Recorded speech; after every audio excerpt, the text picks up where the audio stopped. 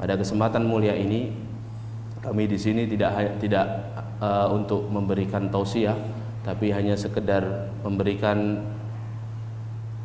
menceritakan pengalaman. Selama beberapa hari saya diizinkan Allah Subhanahu wa taala dengan seorang teman bisa masuk ke Xinjiang, Turkistan Timur, daerah yang sangat dikatakan oleh banyak media cukup berbahaya dimasuki, tapi alhamdulillahirabbil alamin dengan izin Allah Subhanahu wa taala Allah mudahkan langkah kita, karena memang sejak tahun 2018 di akhir Desember ketika isu Uighur ini masuk ke Indonesia, saya dan seorang teman yang sudah sering bolak-balik ke Cina karena urusan perdagangan sudah mulai khawatir dan sudah mulai bimbang apakah harus melanjutkan perdagangannya atau tidak, karena isu Uighur ini sangat ramai dibicarakan ya, sehingga membuat dia ini bimbang lanjut atau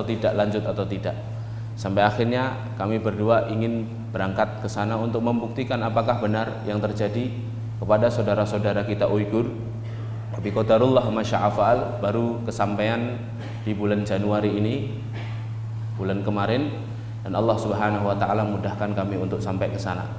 Perjalanan kami ke sana untuk membuktikan dua hal.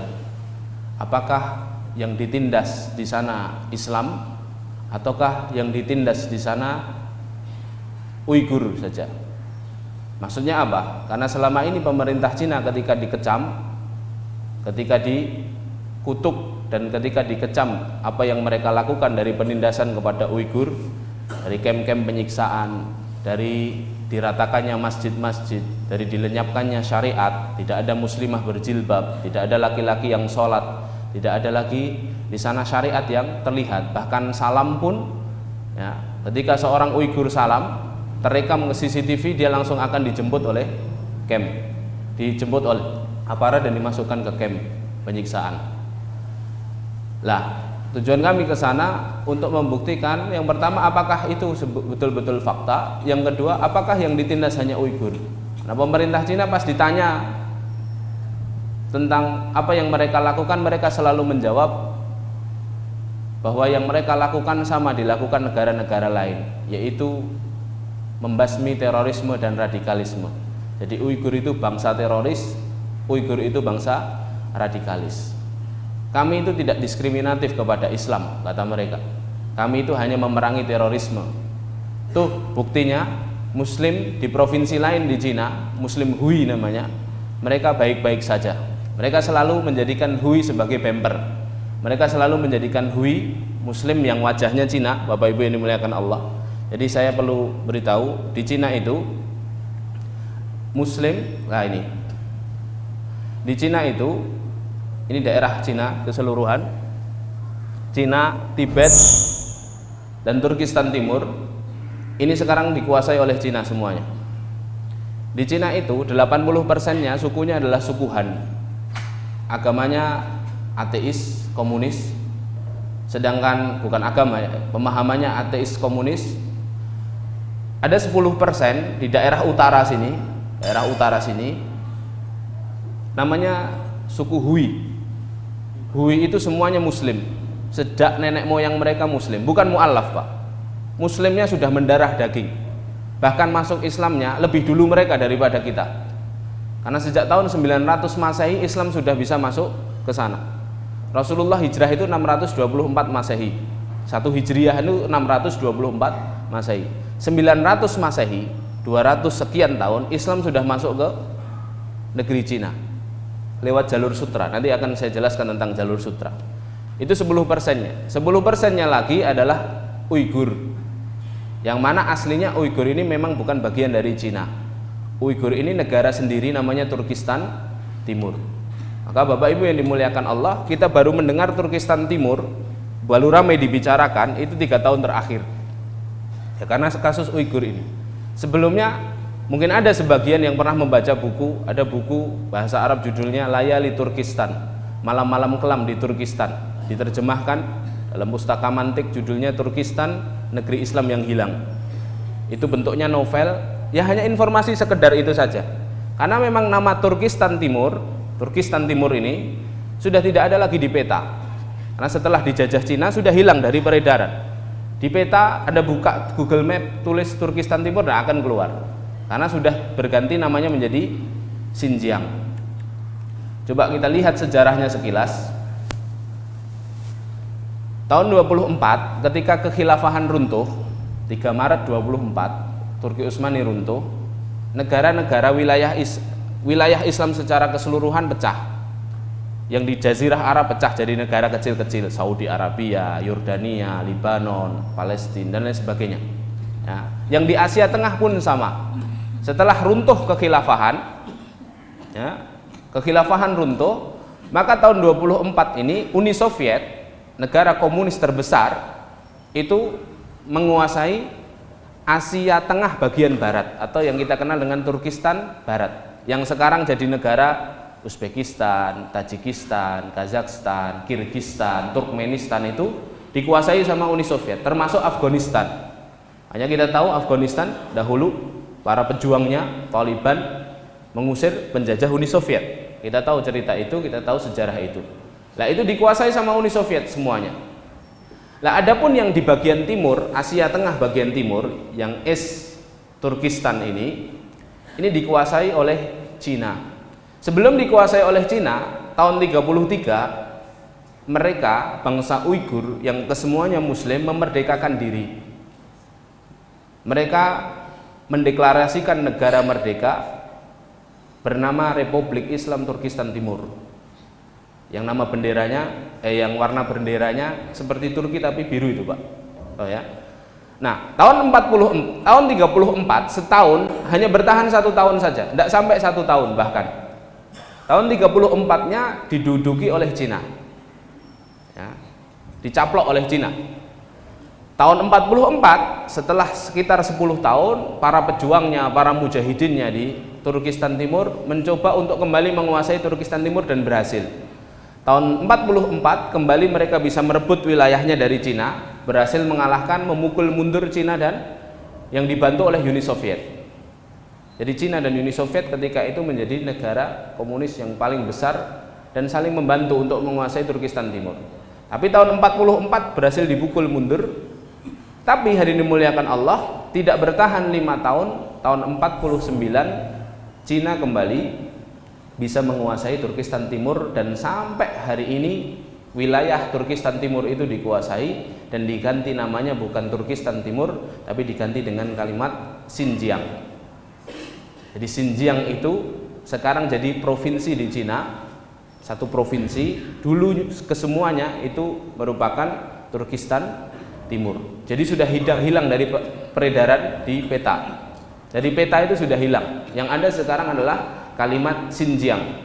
Xinjiang sendiri adalah nama yang diberikan Cina, yang artinya adalah Xinjiang, perbatasan baru. Jadi Cina menepuk dadanya dan mengatakan, ini loh perbatasan baru kami. Dulu tahun 49. Tapi justru sekarang menjadi bumerang bagi mereka ketika mereka menindas bangsa Uighur, dunia mengecam kepada mereka, mereka tidak bisa menutupi lagi. Karena namanya saja sudah jelas ini daerah jajahan mereka. Maka pantas kalau mereka senantiasa menindas kaum Uighur. Tahun 91, ini sebagai penutupnya, 91, 26 Desember, Uni Soviet bubar. Ketika Uni Soviet bubar, negara-negara yang ada di Turkistan Barat, yang Kazakhstan, Uzbekistan, Tajikistan, itu semuanya merdeka. Bagaimana dengan Turkistan Timur? Mereka tidak merdeka, karena yang menguasai bukan Uni Soviet, tapi yang menguasai siapa? Cina. Nah, jadi kekuasaan Cina jadi seperti ini. Jadi setelah menguasai Turkistan Timur, Tibet pun dijajah oleh Cina sampai akhirnya kekuasaan Cina penuh seperti ini. Nah, ini Turkistan Timur ya. Ini Cina dari sini ke sini. Nah, hadirin dimuliakan Allah, Cina itu memiliki banyak sumber daya alam, terutama di daerah Xinjiang ini. Makanya mereka habis-habisan untuk bisa menguasai Xinjiang atau Turkistan Timur. Karena cadangan minyak dan gas terbesar Republik Rakyat Cina ada di sini, di daerah Tarim. yang sebelah kiri ini. Nah, selain itu kita harus tahu bahwa bangsa Turkistan, ya, kaum muslimin Turkistan itu daerah yang paling banyak memproduksi banyak ulama, Bapak Ibu yang dimuliakan Allah. Banyak sekali ulama yang lahir, ulama besar, bahkan kita mengenalnya. Di dunia ilmu kita mengenalnya. Imam Al-Bukhari itu dari Turkistan. Ini saya berbicara Turkistan secara menyeluruh ya, Turkistan Barat dan Timur. Artinya peradaban Islam dulu di sini sangat maju. Abul Qasim As-Samarkandi itu pakar fikih dari mazhab Hanafi dari Turkistan. Abu Muhammad As-Samarkandi, ya, itu ulama hadis. Zamakhsyari, penulisnya kitab Al-Kasyaf, kitab tafsir. Imam Ad-Darimi, Imam Al-Baihaqi, Al-Khwarizmi, pakar matematika yang menemukan aljabar dan algoritma itu, ya, Al-Biruni, pakar fisika, At-Tirmidzi, Mahmud Al-Kasgari, ini seorang ulama yang pertama kali membuat peta dunia. Ada di mana? Ada di Turkistan. Yusuf As-Sakaki itu pakar ilmu bahasa, balaghah. Nah, artinya apa hadirin dimuliakan Allah? Ini dulu peradaban Islam betul-betul berjaya di sini. Ya. Banyak melahirkan para ulama. Dan mereka, bangsa Uighur itu bangsa yang sangat maju, Bapak Ibu. Dan bangsa Uighur itu wajahnya, jadi Uighur itu bukan nama tempat, Bapak Ibu yang dimuliakan Allah, dia nama etnis. Makanya kalau kita bilang Muslim di Uighur itu kurang tepat. Karena itu Muslim Uighur di Turkistan Timur. Tempatnya Turkistan Timur atau sekarang Xinjiang, nama etnisnya Uighur. Nama etnisnya Batak, tinggalnya di Sumatera Utara. Lah begitu, ya kan? Lah Uighur ini punya peradaban yang sangat maju. Wajahnya pun berbeda dengan orang Cina, Pak. Wajahnya seperti ini, malah lebih mirip ke orang Eropa dan orang Turki. Ya. Jadi kalau kita sampai ke Xinjiang, sangat bisa membedakan mana yang Uighur, mana yang Cina. Ya. Walaupun hari ini pemerintah Cina mentransmigrasikan orang-orang Han ateis ke daerah Xinjiang. Maka sekarang jumlah Uighur yang ada di Xinjiang yang dulu 100% Uighur sekarang terkikis tinggal 60 banding 40. 60 Uighur, 40-nya Han. Ya. Diasimilasikan. Jadi orang Han dipaksa nikah dengan wanita Uighur, ya. Dan orang Uighurnya disuruh menerima pernikahan dengan orang laki-laki Han. Peradabannya maju. Sejak dahulu kala orang Uighur itu sudah punya tulisan sendiri, Pak. Ya. Bahkan ketika Islam masuk di abad 10, nanti saya jelaskan sedikit tentang masuknya Islam ke Turkistan Timur, Uighur itu sudah menyerap alfabet Arab. Ini salah satunya. Ini alfabet Arab yang tertulis banyak sampai sekarang, tulisannya bawahnya tulisan Cina, atasnya menggunakan huruf hijaiyah, tapi bahasanya bahasa Uighur, bukan bahasa Arab. Artinya memang ketika suatu wilayah itu memiliki tulisan sendiri, bahasanya tertata rapi, berarti peradabannya maju. Karena parameter peradaban itu, Bapak Ibu yang dimuliakan Allah, adalah bahasa. Jangan datang ke sebuah tempat, Ummul Ulum itu bahasa, ibunya, induknya semua ilmu itu bahasa. Anda datang ke sebuah tempat, kok bahasanya awut-awutan, bahasanya nama hewan semua keluar, bahasanya yang dibahas bawah perut, misah-misuh, itu berarti peradabannya sudah rusak. Ya. Makanya lihatlah bangsa Arab, ya, dahulu sebelum Rasulullah SAW datang dengan Al-Quran, maka peradabannya rusak. Tapi ketika Al-Quran datang menata ulang bahasa, wa yu'allimuhumul kitab, mengajarkan kepada mereka Alkitab, gitu kan? Ya. Yatslu alaihim ayatihi, membacakan Alkitab, artinya nuntun, ya, mentalkin para sahabat agar menghafal Al-Quran. Itu bagian dari Rasulullah SAW berikhtiar untuk memperbaiki peradaban Arab. Nah ini di Uighur peradabannya maju sekali karena tulisan saja mereka punya, ya, tulisan mereka punya. Bahkan mereka dikenal ahli pengobatan, Bapak Ibu. Ahli pengobatan. Jadi kalau jenengan kenal akupuntur itu sebenarnya yang menemukan adalah bangsa Uighur. Hanya dikembangkan saja di Cina. Karena ada seorang Uighur bernama Nanto mengembara ke Cina membawa obat-obatan yang mereka temukan di Turkistan Timur, ya, belum dikenal di Cina, baru setelah itu tumbuh besar dikembangkan di Cina. Bangunan-bangunannya juga megah-megah. Ini salah satu masjid yang masih tersisa, Bapak Ibu, di kota Urumqi. Kami sampai di sana, ini masjid megah sekali, Pak. Ini menara tinggi sekali dan besar. Coba Anda bayangkan, orangnya itu kecil-kecil ini. Dan ini tidak dihancurkan, disisakan karena memang secara estetika ini indah sekali masjidnya. Disisakan oleh pemerintah Cina, sekarang dirubah fungsinya. Jadi masjid di sana itu, Pak, kemungkinannya hanya 3. 1, diratakan. 2, bangunannya masih tapi sudah usang, tidak digunakan lagi, ya kan? Mungkin belum ada waktu untuk meratakan mungkin. Ya. Yang ketiga, ada bangunannya tapi diubah fungsi. Ini sekarang masjid jadi pasar, Pak. Jualan pakaian-pakaian, musik-musik didendangkan, sudah tidak bisa untuk sholat. Jadi dulu ini sebaik-baik tempat di muka buminya Allah. Inna khaira biqa'il ardi al-masajid, kata Rasulullah kan. Sebaik-baik tempat di muka bumi itu adalah masjid. Wa inna syarra biqa'iha al-aswaq.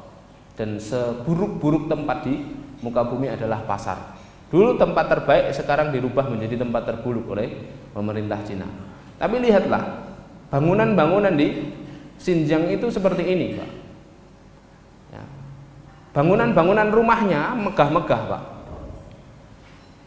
Asia Tengah itu terkenal bangunannya tinggi, menjulang atau lebar, atasnya selalu ada kubah.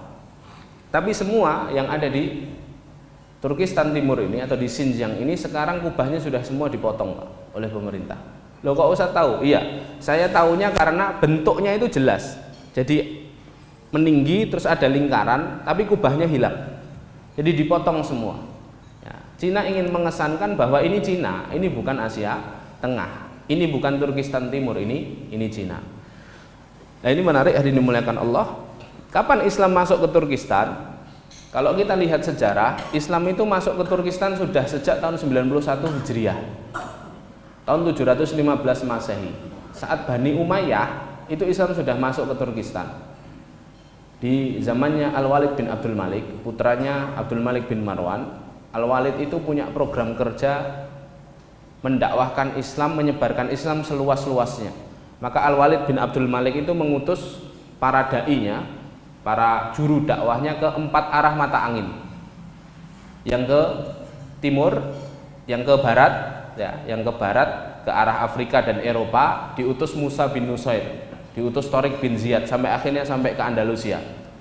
Yang ke utara diutus Maslamah bin Abdul Malik, adiknya sendiri, akhirnya bisa sampai ke Turki, Turki jadi Islam, Bosnia dan lain sebagainya. Yang ke arah timur diutuslah Uqbah bin Nafi', terus Qutaibah bin Muslim, Muhammad bin Qasim. Ke arah timur, Irak, Iran itu sudah dikuasai sejak zaman Ali bin Abi Thalib. Umar, Utsman, Ali itu sudah menguasai Kufah, Basrah. Terus ke Pakistan, Afghanistan, naik sampai Bilad Mawaro an-Nahar. Kalau kita baca buku-buku sejarah akan ketemu yang namanya istilah Bilad Mawaro an-Nahar, negeri-negeri di belakang sungai. Bilad Mawaro an-Nahar yang dimaksud ini adalah Turkistan, Bapak Ibu. Kenapa? Karena negeri-negeri dulu disebut negeri-negeri di belakang sungai. Karena memang di Asia itu, di Asia Tengah itu ada sebuah sungai yang sangat panjang membentang. Nah, ini namanya sekarang dikenal dengan Sungai Amu Darya. Membentang seperti ini, Timur Tengah di sebelah sini. Maka orang-orang yang menyeberang sungai ini menamai wilayah di belakang sungai ini dengan Bilad Mawaro an-Nahar. Nah, sekarang seberang sungai ini ada Uzbekistan, Kazakhstan, Kirgistan, Turkmenistan, Tajikistan. Ada di sini Uiguristan atau Turkistan Timur. Jadi ini sudah dikuasai atau Islam sudah masuk ke dalam negeri Turkistan sejak zamannya Al-Walid bin Abdul Malik. Hanya saja dalam sejarah betul-betul mengakar di Uighur itu setelah rajanya masuk Islam di zaman Bani Abbasiyah. Ada rajanya namanya Satuk Bughrokan, dia masuk Islam, anak-anaknya masuk Islam, ya, seorang raja di Uighur masuk Islam. Sejak itu Islam menjadi agama resmi di bangsa Uighur. 100% orang Uighur itu Islam, 100%. Setelah itulah juga akhirnya raja ini mulai menerjemahkan Al-Quran ke bahasa Uighur. lalu membuat masjid-masjid di Uighur. Salah satu masjid yang terbesar ini, masjid yang ada di gambar ini, memuat 30.000 jamaah. Masjid terbesar di Asia Tengah, namanya Masjid Itkah, dan sampai sekarang masjid ini masih. Ketika kami kemarin ke sana, masjid ini masih berdiri. Tapi apakah masih difungsikan sebagai masjid? Nanti kita akan ceritakan. Jadi Islam sudah mengakar sejak zaman Bani Umayyah dan Bani Abbasiyah. Islamisasinya dimulai setelah Al-Walid bin Abdul Malik. Al-Walid bin Abdul Malik setelah meninggal, kekhilafahan dipimpin oleh Sulaiman bin Abdul Malik sebentar saja, karena Sulaiman bin Abdul Malik ini dalam sejarahnya, Sulaiman ini hobinya makannya terlalu lahap, ya, sekali makan itu bisa makan sampai 40 telur ayam. Jadi usianya tidak terlalu lama, sakit beliau. Pas mau mewariskan ke anaknya masih kecil. Mau memakaikan pakaian kebesaran raja, anaknya masih kecil, suruh megang pedang sudah nggak kuat. Akhirnya tanya kepada ulamanya, Rojak bin Haywah ketika itu, kepada siapa aku harus wariskan? Aku harus berikan kekhilafahan ini. Anakku masih kecil. Sungguh beruntung orang yang ketika dia meninggal anaknya sudah besar. Tapi kata Rojak bin Haywah ketika itu, tidak beruntung orang yang ketika meninggal anaknya sudah besar, tapi yang beruntung adalah dia yang beriman dan bertakwa. Maka berikan saja kekhilafahan ini kepada orang yang ada di dekatmu. Siapa? Umar bin Abdul Aziz, iparnya Al-Walid bin Sulaiman bin Abdul Malik. Akhirnya Umar bin Abdul Aziz diangkat. Ketika itu Islam betul-betul berjaya, dan semua daerah Islam yang sudah dikuasai oleh Umar bin Abdul Aziz dilakukan islamisasi, pendalaman kepada Islam, termasuk di daerah Turkistan ini. Akhirnya berlanjut sampai akhirnya masuk ke Bani Abbasiyah, dan Islam betul-betul mengakar kuat di Turkistan Timur, Bapak Ibu. Ya. Akhirnya banyak sekali masjid di kota Kashgar. Secara umum di wilayah Xinjiang tadi atau Turkistan Timur ada banyak sekali, bahkan ratusan ribu masjid dibangun di zaman itu. Dan masjidnya megah-megah, Pak, besar-besar. Ya kan? Nanti saya akan tunjukkan fotonya masjid-masjid di masa lalu.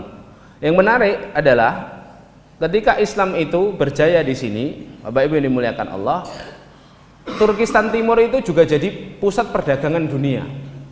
Karena Turkistan Timur itu jadi urat nadi perdagangan dunia karena dilewati jalur sutra. Jalur sutra itu ini, Bapak Ibu. Yang warna merah ini jalur sutra. Jadi dulu pedagang-pedagang Timur Tengah, ya, itu berdagang itu melewati jalur sutra ini. Dari Persia, Irak, Persia, Teheran ini ya. Terus Afghanistan, naik ke Asia Tengah, ini Uzbekistan, Samarkand, Tashkent.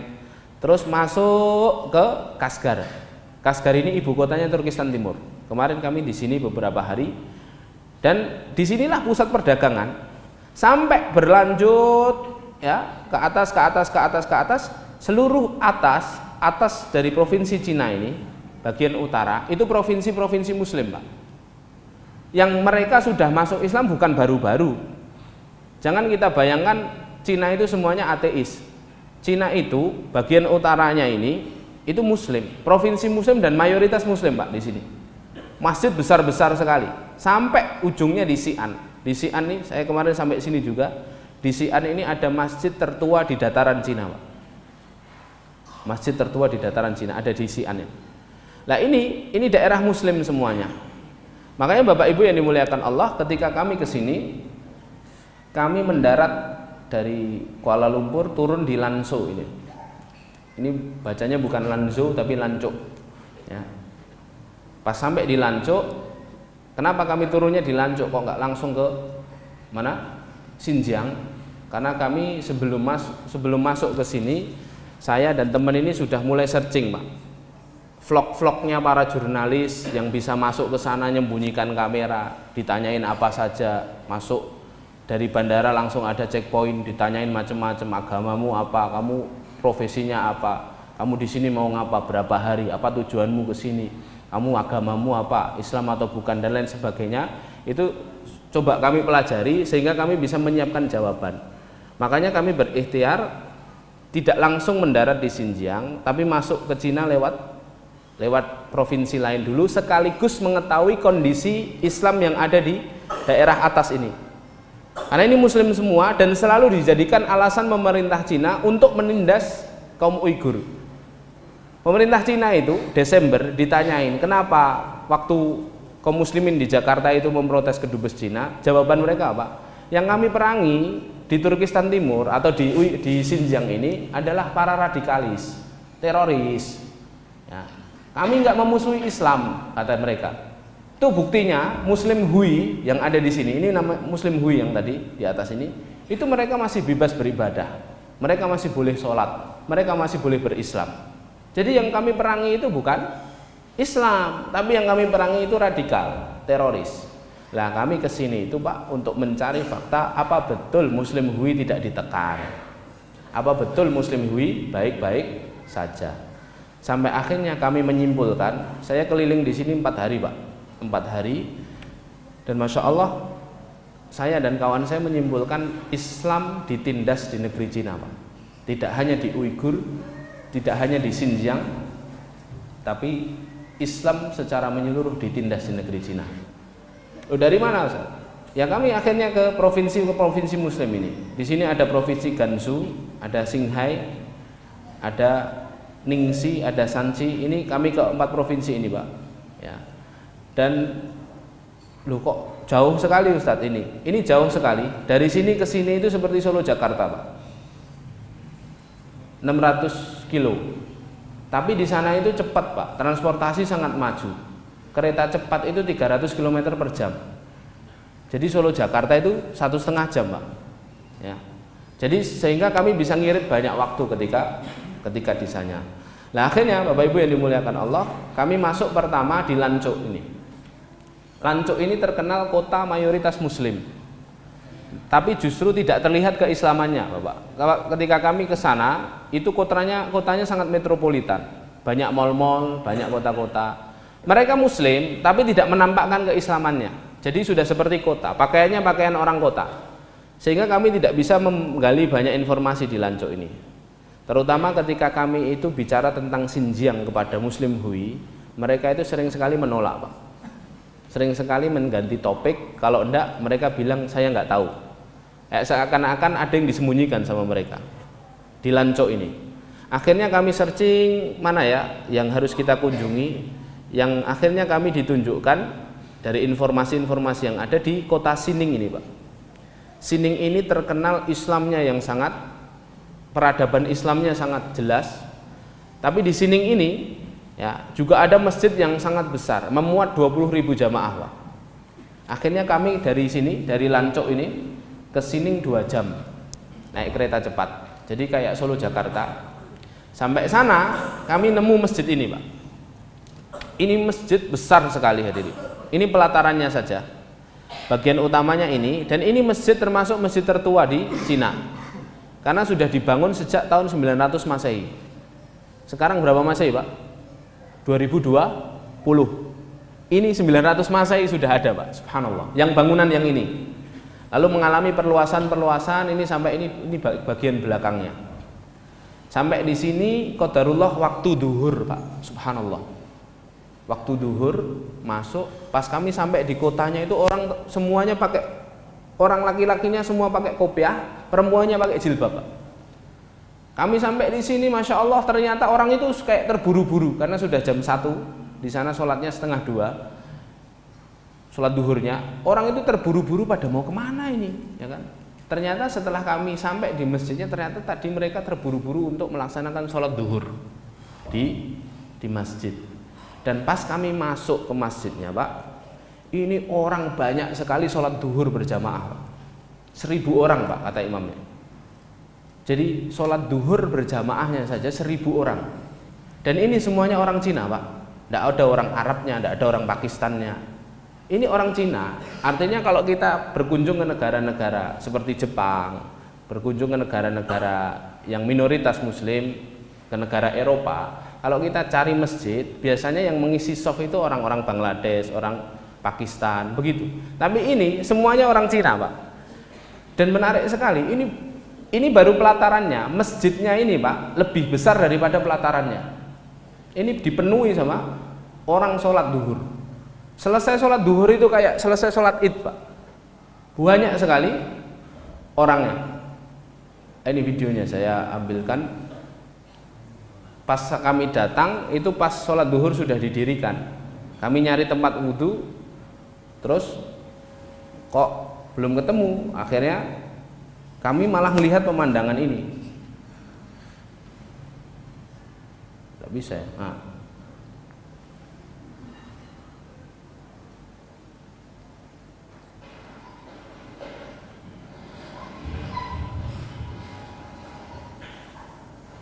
Ini kayak kekaisaran Pak.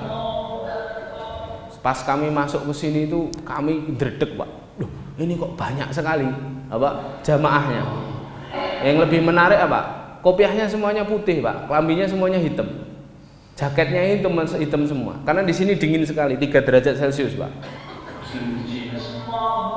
Oh, banyak sekali. Ini bagian luar ya. Nah, di satu sisi ketika saya melihat ini, Bapak Ibu yang dimuliakan Allah, di satu sisi saya sangat bersyukur. Bersyukurnya ya Allah, ternyata Islam itu sudah sampai sini begitu lama dan banyak sekali yang memeluk Islam. Di sisi yang lain itu saya semakin bertanya-tanya, loh berarti memang Muslim di sini dibiarkan saja. Yang diperangi cuman Uighur. Jangan-jangan yang dikatakan pemerintah Cina benar bahwa Pak, mereka memerangi teroris bukan memerangi Islam. Wah, tambah bertanya-tanya kan saya. Akhirnya sudahlah, sholat dulu, kami sholat. Ini orang sudah bubar semua nih Pak. Sudah bubar, selesai sholat, kami mulai berkeliling di masjid. Yang unik Pak, masjid di sana yang jamaahnya banyak, selalu ada, ini di dalamnya Pak. Dalamnya luas sekali. Ini 3 lapis nih, masih ke sana luas. Nah, selalu ada tulisan-tulisan seperti ini Pak. Silahkan diartikan sendiri-sendiri, tapi saya ingin kasih tahu ini unik bagi saya Pak. Ini ornamen-ornamen kayak gini selalu ada di masjid-masjid yang ada jamaahnya di Hui. Ini Pak, saya tanya ke teman. Jadi kami berdua akhirnya ngajak satu orang Indonesia yang ada di sana. Belajar di sana sudah lama, sudah 5 tahun. Dan dulunya dia santri kuliah di luar negeri. Dan bahasa Cinanya sudah fasih. Saya tanya, Mas ini artinya apa? Kata dia, hubul waton minal iman Ustaz. Hubul waton minal iman, cinta tanah air bagian dari iman. Kalau yang ini, yang sampingnya ini apa artinya? Islam itu cinta damai Ustaz, artinya. Terus banyak tulisan-tulisan kayak gini Pak. Islam obedient peace, Muslim yang taat itu cinta kedamaian. Terus masjid-masjid di Hui selalu ada bendera Cina selalu di depannya dan selalu ada lambang ini terpampang besar. Ya wajar, sana negara komunis kan. Tapi ini selalu ada di masjid Pak ya. Saya tapi belum bisa menebak ini tuh masjid under kontrol pemerintah atau apa. Hanya kami setelah itu jalan-jalan di sekitar ini. Terus saya berpikir, jamaah sebanyak ini masa enggak ada yang bisa bahasa Arab. Karena selama ini kalau kami komunikasi, kawan kami komunikasi terus terjemahkan ke kami gitu. Nah akhirnya saya tanya ke teman, coba cari orang sini, tanya ada yang bisa bahasa Arab enggak. Akhirnya tanya sama marbotnya ngasih tahu ada 1 orang bisa bahasa Arab, ustadznya di sini katanya, mubaliknya. Akhirnya dicari Pak, akhirnya ketemu sama saya. Dan subhanallah bahasa Arabnya bagus banget Pak, fasih, ngomong sama saya ngalor ngidul tentang sejarah Islam di Cina, terang jalur sutra, tentang masjid ini sejak 900 Masehi, sampai kami masuk pada inti pembicaraan. Saya itu ngomong sama dia, kamu dengar tidak kondisi Muslim di Uighur, Muslim di Xinjiang, saya bilang, Muslim Uighur, dengar tidak? Ini orang pertama yang menjawab Pak, berani menjawab tentang Uighur. Sebelumnya kami tanya orang-orang di Lanco, ya, orang Muslim, tapi tidak ada yang mau jawab. Selalu mengganti topik atau kalau tidak bilang saya tidak tahu, terus pergi. Ya. Nah ini dia menjawab, jawabannya itu jawaban seorang Muslim Pak. Dia ngomong apa? Hum yakhafun. Dia dalam keadaan takut. Dia berani bicara mungkin karena dia berbahasa Arab Pak. Orang-orang di sekelilingnya nggak dengar. Jadi ngajak bahasa Arab sambil ngajak saya agak menjauh gitu. Dia bilang mereka sekarang dalam keadaan ketakutan. Mereka ditekan, ditindas pemerintah. Mereka muslim sama seperti kita. Jangan lupakan mereka dalam doa kita. Dia bilang seperti itu. Ini Hui dia bilang seperti itu. Wah, menarik ini. Terus saya pancing dia satu pertanyaan. Loh, kalau mereka muslim ditindas sama-sama di Cina, kalian di sini kok nggak ditindas? Saya bilang gitu, Pak. Kalian kok sholat aja sampai bludak. Kata beliau ini, di sini sholat duhurnya 1000 orang, Pak. Sholat Jumat 10.000 orang sampai di jalan-jalan. Luar biasa ini. Ya. Saya tanya, lo kok di sini kalian enak sekali bisa ibadah? Tiba-tiba ketika saya tanya itu wajahnya berubah, Pak. Ustadz ini wajahnya berubah, terus agak tersenyum kecut, terus dia berkata, faqat aqul alhamdulillahirabbil alamin. Saya tidak bisa menjawab apa-apa, saya hanya bisa menjawab alhamdulillah. Seperti ada yang dia simpan. Ada apa nih sebenarnya? Saya semakin bertanya. Terus akhirnya saya nggak mau nanya lagi tentang Uighur, takut dia menutup diri. Sampai akhirnya saya basa-basi lagi sama dia. Saya memuji bahasa Arab dia, Pak Qadarullah. Weh, antum ini bahasa Arabnya bagus sekali. Antum sekolah di mana sih? Saya tanya itu. Antum lulusan Timur Tengah? Saya tanya. Dia bilang, saya ke luar negeri saja belum pernah. Loh, terus belajar bahasa Arab di mana? Bagus, Pak. Mufrodatnya banyak, nahwu sorofnya bener. Loh, kamu belajar bahasa Arab di mana, Ustadz? Saya tanya gitu. Sampai beliau ini menjawab, saya belajar bahasa Arab di pondok pesantren. Di sini, di Cina. Loh, ada pondok pesantren? Gitu. Loh, ada. Di kota ini, saya mau berkunjung, saya bilang gitu. Nggak di kota ini, di kota lain. Dari tempatmu tadi, Lancuk, 2 jam, kamu naik bis 3 jam. Nanti kamu akan temukan satu kota namanya Linsia. Linsia, Pak, kalau jenengan buka di Google, Linsia, nanti langsung keluar nama julukan kota Linsia itu The Little Mekah of China, Pak. Mekah kecilnya Cina. Jadi di Linsia itu banyak pondok pesantren, masjid itu besar-besar. Satu jalan Semen Romo ini masjidnya ada 4 masjid muhtadin, Pak. Besar-besar sekali. Sampai akhirnya dia bilang, terus kamu belajar apa saja di pondok pesantren? Dia bilang, kami belajar semuanya. Kami belajar fikih, akidah, akhlak, tafsir, hadis, bahasa Arab kami pelajari. Tingkatannya apa? SMP, SMA. Saya selesai SMA, langsung saya ke sini. Jadi imam di sini katanya. Subhanallah. Sampai akhirnya saya penasaran, itu di mana jauh? Dikasih tahu rutenya, dikasih tahu nama pesantrennya, terus dia bilang, "Tapi kalau kamu ke sana sekarang, kondisinya tidak seperti saya dulu ketika saya nyantri." Loh, bedanya apa? Apa kata dia? Dulu ketika saya nyantri, jumlah santrinya itu satu pondok pesantren di sana itu sampai 200 sampai 300 orang. Sekarang hanya dibatasi pemerintah boleh 50 saja. Wah, ini menarik ini. Wah, ini jawaban saya sudah mulai ketemu ini, Pak. Wah, 50 orang. Iya, bahkan ustadz-ustadz kami ditangkapi. Ustadz-ustadz kami ditangkapi. Wah, sudah nggak pikir-pikir, Pak, kami, Pak. Wah, ini kita harus datang nih ke kota ini. Akhirnya kami minta alamat, kami pulang, tidur semalam di Lancuk, pagi harinya kami nyari bis, karena hanya bis, Pak. Ini kotanya kecil, ya, tidak ada akses kereta di situ, harus naik bis bersama orang-orang pribumi, tidak ada wisatawannya, Pak, cuman kami. Tapi kami berani karena kami bawa tadi penerjemah. Tiketnya aja bahasanya apa saya nggak tahu, Pak, tiket bisnya itu. Terus pokoknya bahasa Cina semua. Mesennya aja gimana nggak tahu saya. Tapi alhamdulillah ada temen ini. Akhirnya berangkat 3 jam, Pak. Sekitaran 90 kilo, kan? Naik bis pelan-pelan itu sampai di kota ini, masya Allah, ini kota Linsia. Kota Linsia ini, Pak, masya Allah, Muslim, Pak, luar biasa, banyak sekali. Bahkan sopir bis yang kita naiki itu ternyata Muslim. Jadi sampai terminal penumpang udah turun, dia bersihin bisnya, kami tanya, ya, kamu kenal alamat ini enggak? Pondok pesantrennya imam tadi. Oh, kenal, ini pondok pesantren terkenal di sini katanya. Terus dia bilang, "Loh, kalian dari mana?" "Indonesia." "Muslim?" "Iya, Muslim." "Saya juga Muslim." Akhirnya malah salaman, pelukan. Muslim. "Kamu naik aja taksi, murah kok, cuma 10.000 dari sini, dari terminal." Akhirnya kami naik taksi, sopir taksinya juga Muslim, Pak. Hui. Nah, akhirnya sampailah kami ke pesantren ini, Pak. Besar pesantrennya, Pak, 4 lantai. Ini yang dulu dikatakan 300 orang santrinya belajar Islam secara mendalam di sini. Sampai di sini, masya Allah, sudah waktu maghrib. Orang-orang sholat maghrib. Akhirnya kami masuk ke ruangan ini, masuk ke tempat wudhu, Pak. Ini tempat wudhu. Di Muslim Hui itu kalau musim dingin kerannya dua Pak, keran dingin sama hangat. Nah, kami menghangatkan badan dulu. Di sini kedinginannya -3 derajat Pak, dingin banget itu. Sampai akhirnya masuk menghangatkan diri, sholat maghrib selesai, ada orang yang masuk ke tempat wudhu, berhadapan-hadapan dengan saya, berseberangan gitu. Terus dia ngelihat saya, terus langsung tanya ke saya pakai bahasa Arab Pak, bukan bahasa Cina. Min aina anta? Dia bilang gitu. Wih, saya satu sisi tertarik, masya Allah, ini mesti cah pondok ini gitu. Ya, tapi memang sudah tua Pak, sudah tua.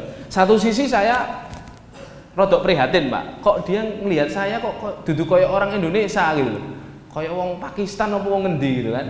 Tapi tidak apa-apa, akhirnya saya jawab, saya dari Indonesia, saya bilang. Terus saya tanya, ini pesantren ya? Ini ma'had, saya bilang. Iya, ini ma'had. Terus saya coba tanya ke dia, jadi dia sambil masuk gitu, terus dia tanya, siapa nama ustadz yang bisa saya temui di pondok ini, saya bilang. Agar dia nyebutnya nama maksud saya, biar saya bisa sowan ke ustadznya, ke kiainya. Malah dia jawab apa Pak? Malah dia jawab, maafi ustadz huna, di sini tidak ada ustadz, kata dia. Jawabannya itu agak ketus Pak, di sini tidak ada ustadz. Loh, pesantren kok tidak ada ustadz? Saya tanya begitu, jawaban dia apa? Al-an fissin muskilah kabiroh, sekarang di Cina lagi ada masalah besar. Terus dia pergi Pak, jadi nggak nyambut saya coba. Harusnya sama-sama muslim kan Pak, datangan saudara dari jauh itu kan ahlan wa sahlan, ayo sholat di sini gitu kan. Tapi dia nggak, menutup diri Pak. Jadi mereka yang di pondok ini menutup diri, seakan-akan menjaga ustadznya gitu, melindungi ustadznya. Karena nggak tahu juga ini orang asing dari mana. Akhirnya yaudah kami masuk ke masjid, ini masjidnya, sholat di sini Pak. Di dalamnya orang-orang tua saja adanya. Terus kami coba cari yang bisa bahasa Arab, ketemu satu bapak-bapak tua bisa bahasa Arab, tapi bahasa Arabnya terbata-bata. Ternyata dia juga lulusan pondok ini dahulu. Ya. Terus dia cerita banyak, ceritanya persis sama yang diceritakan imam yang di sini tadi. Di sini sekarang kami ditekan. Pondok pesantren ini 4 lantai, sekarang muridnya hanya 50. Kami diajak jalan masuk. Masya Allah Pak, pondoknya itu besar, kelasnya banyak, kamarnya banyak, ada aulanya, ada tempat makannya, subhanallah. Tapi apa? Tidak ada muridnya, tinggal 50 biji Pak, tinggal 50 orang, dan itu kami ketemu sedikit. Ini muridnya, ya, ini kelas SMA Pak, dan sudah tidak bisa bahasa Arab. Saya tanya, ayu faslin, ayu mustawa anta, tengok-tengokan, ini ngomong apa gitu. Ya, sampai akhirnya loh kok tidak bisa bahasa Arab. Kami ketemu alumni sini bahasa Arabnya bagus. Apa kata yang bapak tadi? Sekarang bahasa Arab sudah dilarang. Pelajaran bahasa Arab sudah dilarang di sini. Ya. Kurikulum ditentukan pemerintah. Terus akhirnya bapak ini kan memberikan informasi banyak tentang kondisi Hui. Akhirnya kami ajak makan Pak. Kami ajak makan di restoran kecil di dekat masjid itu. Saya tanya-tanya dia. Terus dia menceritakan semua. Sekarang tekanan dari pemerintah itu dahsyat, kata dia. Anak muda tidak boleh sholat di masjid. Yang boleh sholat di masjid orang tua usia 50 ke atas Pak. Paruh baya tidak boleh masuk masjid. Nah, terus mereka sholatnya kapan? Ini kan katanya the little Mecca of China, saya bilang gitu. Sholatnya terus gimana? Tidak pernah sholat di masjid. Sepekan sekali katanya, waktu sholat Jumat. Sholat Jumat boleh, sholat di masjid, anak muda, paruh baya boleh. Tapi, kata dia, tapi tema khutbahnya ditentukan pemerintah. Ya, tema khutbah ditentukan pemerintah. Ya. Setelah itu kami cukup dengan dia, kami masuk hotel. Pagi harinya kami kan searching dulu Pak, searching. Nah ini gambar di mana di sana restoran-restoran sudah tidak ada lagi kata halal Pak. Pokoknya yang bahasa Arab dihapus semuanya, diganti tulisan kayak gini. Jadi kalau kami nyari restoran halal itu harus nyari ada tulisan ini. Ini bacanya Qingzhen. Qingzhen itu artinya benar-benar jelas, bukan halal tapi benar-benar jelas. Ya. Nah, karena bahasa Arab dihapus. Nah, akhirnya kami searching, ternyata Linsia. Pas kami ketik Linsia di internet itu keluar berita ini Pak. A crackdown on Islam is spreading across China. Pemerintah sedang menekan penyebaran Islam di Cina. Yang keluar masjid terbesar di Linsia. Ini masjidnya besar Pak. Ya. Terus di berita ini disebutkan sekarang pemerintah sedang menekan perkembangan Islam terutama di Hui katanya. Nah, yang dicontohkan kasus itu di Linsia. Katanya kubah-kubah masjid di masjid-masjid di Linsia ini semuanya digubah, diratakan. Akhirnya kami mencari masjid ini, ketemu ternyata masjidnya nggak jauh dari hotel, 400 meter dari hotel. Kami jalan subuhan di sini. Sholat subuh di sini, Pak. Kami konfirmasi betul, ternyata yang dikatakan Bapak yang di masjid kemarin itu betul. Tidak ada anak muda, Pak. Ini semua orang tua. Ini semuanya orang tua. Kami sholat subuh di sini. Selesai dari sholat subuh di sini sama pemandangannya, bendera Cina, ya. Terus, pokoknya masjidnya sudah khas sekali dengan tadi itu bendera Cina, lambang komunis dan lain sebagainya. Nah, pas keluar kami dapat pemandangan ini, Pak. Ini papan perencanaan perubahan kubah masjid. Jadi yang dikatakan Bapak yang semalam itu benar, bahwa semua masjid diratakan diganti genteng Cina seperti ini. Ya. Jadi masjidnya awalnya kubahnya seperti ini, diganti seperti ini. Menara itu tinggi-tinggi, Pak, di sana. Tapi diganti seperti pagoda seperti ini. Ya, nah ini pas di dalam masjid itu sudah direnovasi. Kubahnya sudah hilang, Pak, di masjid terbesar ini. Ya. Ini videonya.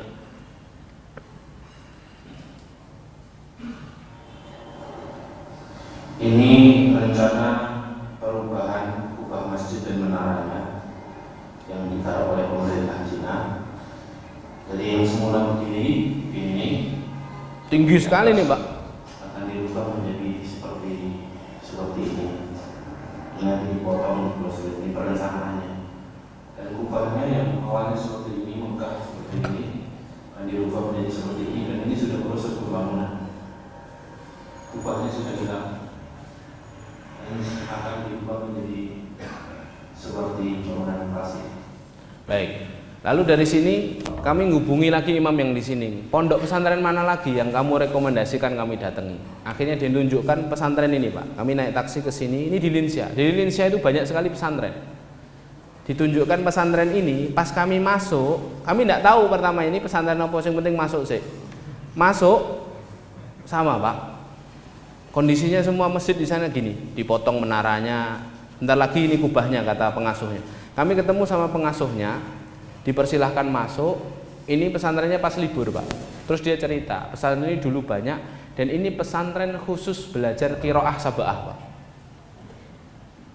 Pesantren kayak gini di Indonesia belum banyak, Pak. Di Indonesia baru model daurah sebulan, 2 bulan gitu. Di sana, di Cina udah ada pesantren khusus untuk belajar ilmu qiraat. Nah, ketemu sama ustadz ini, kami dipersilahkan masuk menghangatkan diri. Pas di dalam dia cerita mengenalkan diri. Ini juga fakta, Pak. Ini menarik. Sebelum kita nanti bicara sebentar tentang Uighur. Uighur itu sebenarnya sudah selesai, Pak. Kesana itu kami tinggal mengkonfirmasi betul tidak terjadi penindasan-penindasan. Adapun di sini, ini fakta-fakta yang disembunyikan. Kami ketemu sama ustadz ini, dia memperkenalkan diri. Dia bilang, saya namanya Fulan. Terus dia katakan, saya bukan Hui. Suku saya bukan Hui. Loh, wajahnya Cina, Pak. Kami nggak bisa membedakan Hui sama Han. Terus dia bilang gini, saya Han. Loh, Han kan ateis, saya bilang. Han kan komunis, kok ada yang masuk Islam? Dia katakan apa, Pak? Ini yang dicoba untuk ditutup-tutupi pemerintah Cina. Hari ini orang Han berbondong-bondong masuk Islam, Pak. Nah ini saya buktinya, kata dia.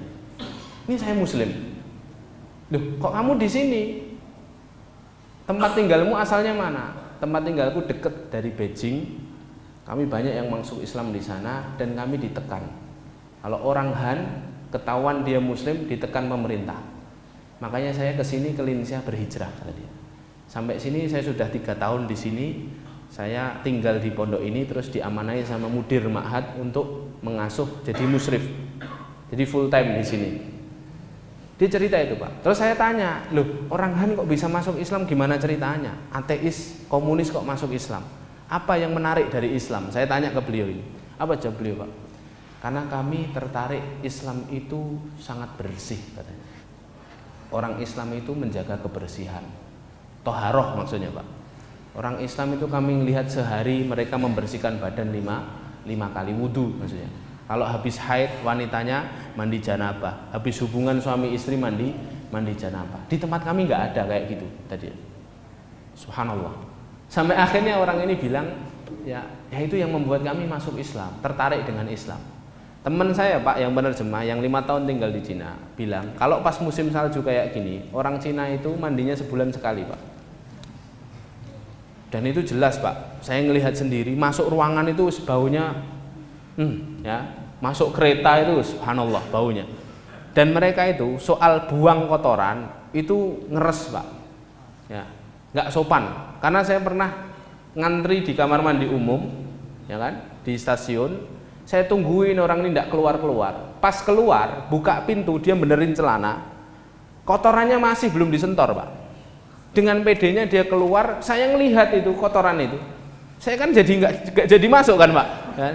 Yang tadi kebelet jadi nggak kebelet gitu. Terus ngelihat gitu, ya Allah, ini orang gimana sih, ya kan? Ada orang ngantri kok dibiarkan. Ternyata dia sentor ketika dia mau pergi. Jadi pintu udah dibuka dulu, baru dia ginikan, sentor, pencet sentor, hilang, baru dia pergi. Maksudnya ya dia tetap sentor, cuman kan bukan begitu kan caranya. Kalau kita kan nggak gitu kan, tahu ada orang di luar ngantri, kita pastikan kamar mandi bersih dulu kan, baru kita keluar, karena aib kan bagi kita. Bagi mereka enggak Pak. Makanya Pak, virus-virus itu keluarnya dari Cina. SARS berapa tahun yang lalu, flu burung, corona barusan. Itu kenapa begitu Pak? Karena mereka itu semua dimakan, keluarnya sembarangan Pak. Ngeluarinya sembarangan. Nah itu yang membuat orang Han itu jenuh dan akhirnya masuk Islam Pak. Karena Islam itu bersih, subhanallah. Terus dia bilang, apalagi yang membuat kalian tertarik? Saya tanya gitu, apa jawab dia Pak? Islam itu akhlaknya baik. Tetangga-tetangga kami muslim yang deket-deket masjid itu subhanallah, kalau sama kami itu baik, ngasih makanan, senyum sama kami. Sedangkan kami itu tidak pernah punya budaya seperti itu. Makanya kami tertarik, ya. Jadi kadang orang itu dapat hidayah Pak, bukan dari ceramah-ceramah kayak gini, bukan karena kita itu nasihatin dia, tapi kadang mereka itu dapat hidayah wasilahnya kita, karena akhlak yang kita tampilkan. Nah, itu yang dirasakan orang Han, ya. Terus apa lagi saya bilang, jawaban dia Pak yang ketiga. Jadi 3 ini jawaban yang saya ingat ya, dan saya rekam Pak, tapi memang berbahasa Cina. Saya rekam, jawaban dia Pak, karena Islam itu punya tujuan hidup, kami tidak punya. Kami itu hidupnya berangkat kerja, kalau akhir pekan ya liburan, tidur, kerja lagi. Sampai ketika kami punya masalah, pelarian kami khomer kata dia. Makanya Pak, semua iklan di Cina itu iklannya khomer Pak. Di stasiun, di tempat-tempat umum itu khomer, macam-macam khomer. Karena memang mereka itu budaya orang yang sangat lekat dengan khomer. Ya. Minuman keras Pak, khomer itu, ya kan? Makanya Bapak Ibu yang dimuliakan Allah, jenengan dulu kan pernah sering lihat film kungfu itu kan Pak. Ada jurus mabuk kan? Itu Cina kan? Gelutnya aja sambil mabuk Pak mereka. Kenapa? Memang sangat lekat sekali dengan khamar. Kami tidak punya pelarian kata mereka. Kami melihat orang Islam setiap punya masalah berangkat ke masjid, sholat, berdoa. Mereka punya pelarian, pelariannya Allah. Terus dia sebutkan ayat fafirru ilallah katanya. Dalam Al-Quran ada berlarilah kepada Allah, ya kan? Mereka punya tempat untuk mengadukan semua masalah. Akhirnya kami masuk Islam, tertarik dengan Islam, subhanallah. Di sini Pak, akhirnya kami menyimpulkan. Terus dia cerita, speaker masjid, dia ceritakan tentang keadaan Indonesia. Speaker masjid luar semuanya diambil pemerintah. Di sini tidak ada azan katanya. Baru kami sadar Pak, 2 hari di situ kami tidak dengar azan Pak. Masjidnya gede-gede, tidak ada azan. Jadi kalau azan bolehnya speaker dalam. Terus dia bilang, di sini juga dia tunjukkan foto kan, baju muslim kayak gini tidak boleh dipakai di luar. Gamis Pak, itu tidak boleh dipakai. Makanya kami sadar setelah berhari-hari di Hui itu Pak, mesti di soft belakang selalu ada cendelan baju.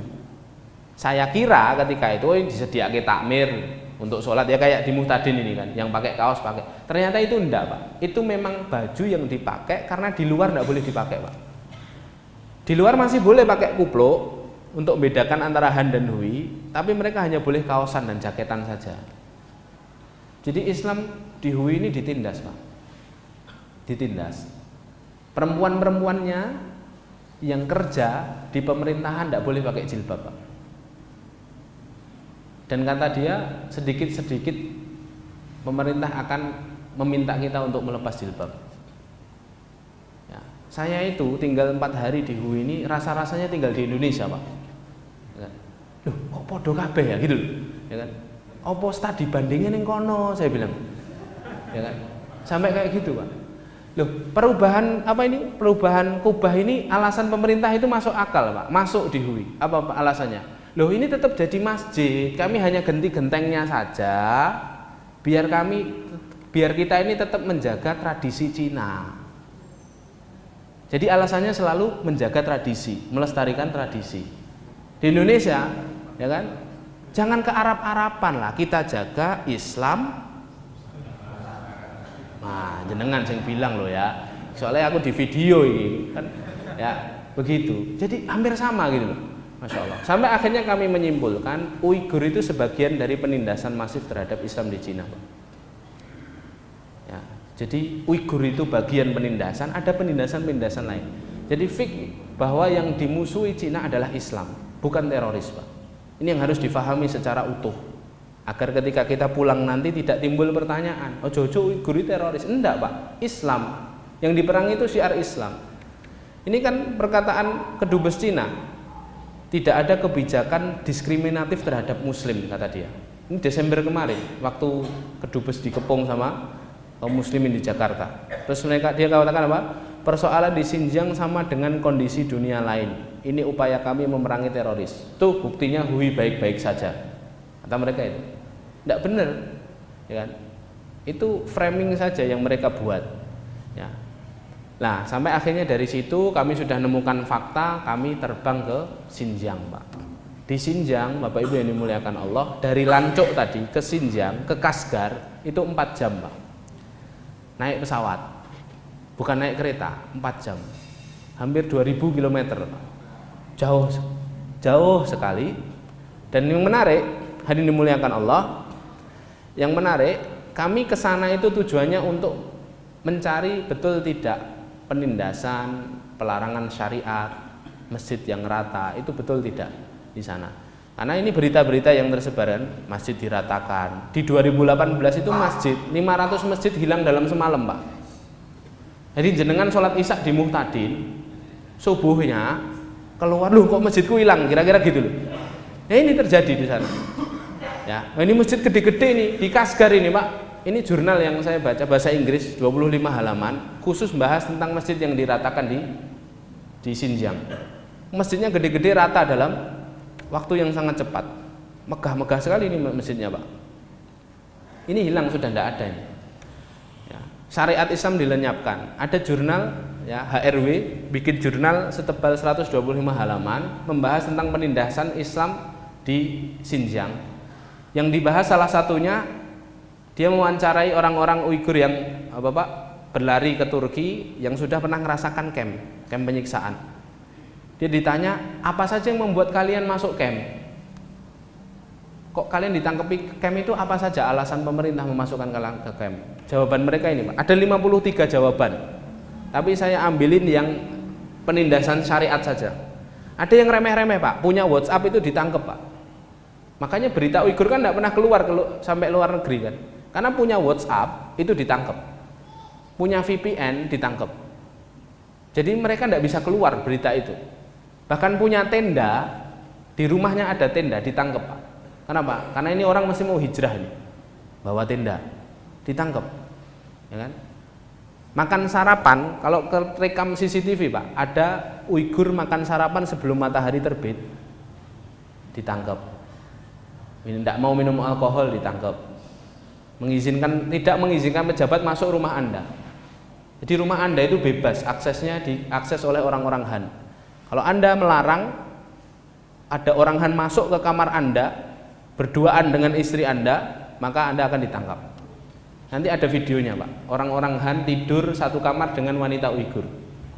Tidak mau merokok, pakai jilbab, pergi ke masjid, puasa Ramadan. Mereka sudah tidak puasa Ramadan bertahun-tahun, Pak. Muslim, kita ini di sini puasa Ramadan terus.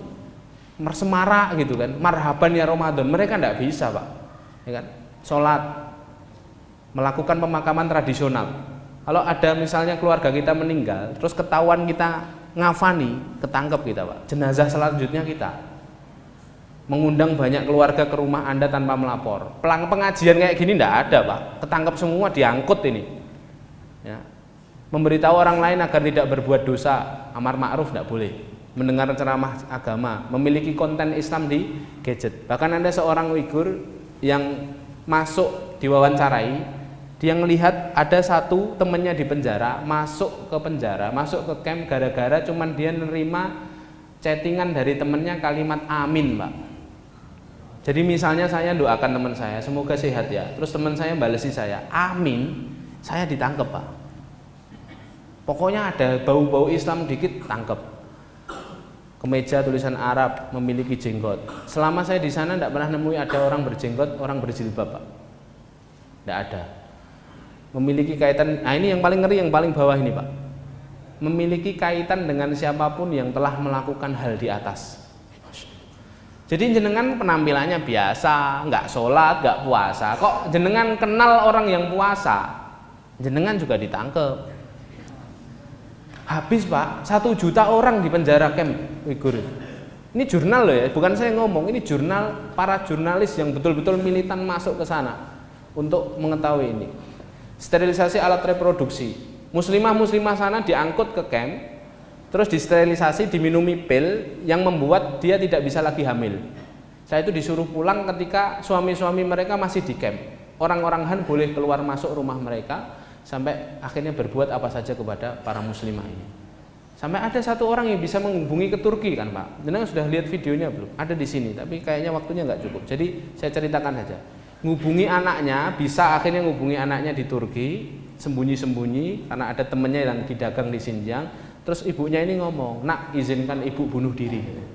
Anaknya kaget, loh kok bunuh diri Bu? Tidak boleh dalam Islam bunuh diri. Apa katanya? Ditunjukkan, pakai video call kan, ditunjukkan ternyata pakaian-pakaiannya orang Han sudah ada di rumah. Loh itu pakaian siapa Bu? Kok pakaian laki-laki? Mereka bebas keluar masuk rumah kita. Mereka berbuat apapun kepada kami. Kami sudah habis nak, izinkan kami bunuh diri. Minta fatwa bunuh diri Pak. Para muslimah Uighur itu. Ya.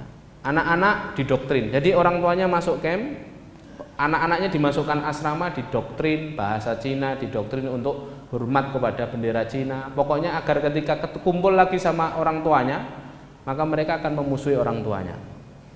Jadi generasi itu diputus Pak. Generasi Islam diputus di sana. Kerja paksa, organ tubuh dipanen secara paksa Pak di dalam. Jadi tubuh-tubuh orang Uighur yang di camp diambil bahkan ketika mereka masih hidup.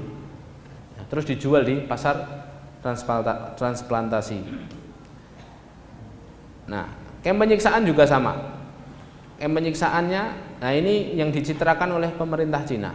Ini di media Cina. Loh, kami itu bukan camp penyiksaan. Ini camp pendidikan ulang, reedukasi. Di sini diajari bahasa Cina, diajari jahit, diajari kerja. Nggak ada apa-apa. Itu pemerintah Cina selalu mencitrakan seperti itu. Padahal dalamnya kayak gini nih, Pak. Ya.